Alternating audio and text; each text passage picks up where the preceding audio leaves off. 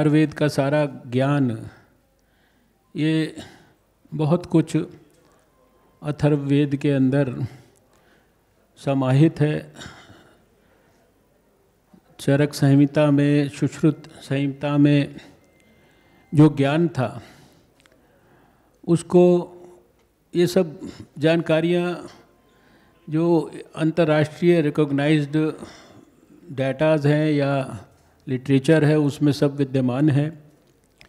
6ठी शताब्दी में इसको चाइनीज़ भाषा में ट्रांसलेट किया गया। 9वीं शताब्दी के अंदर इसको पर्शियन और अरेबिक भाषा में ट्रांसलेट किया गया। 12वीं शताब्दी से लेकर 17वीं शताब्दी के बीच में इसको यूरोपियन भाषाओं में ट्रांसलेट किया गया।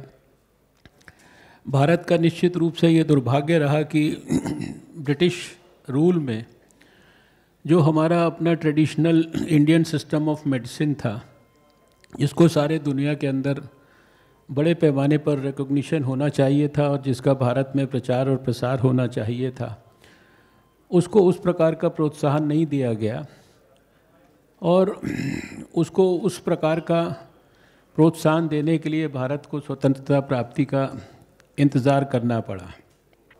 आज जो आयुर्वेद है इसके संदर्भ में विश्व स्वास्थ्य संगठन में भी सब प्रकार की मान्यता है, इसको सब प्रकार का रिकॉग्निशन है।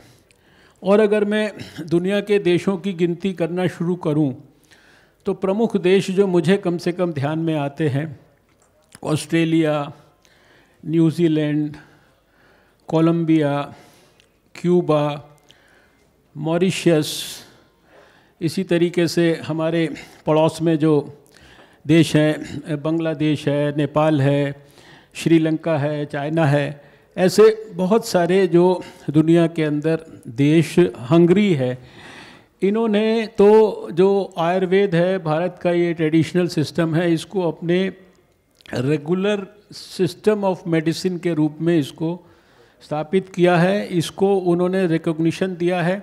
आज भारत का कोई भी आयुर्वेदिक डिग्री लिया हुआ डॉक्टर वो न्यूजीलैंड में जाके थोड़ा सा इम्तहान देने के बाद वहाँ पर वो आयुर्वेद की प्रैक्टिस कर सकता है।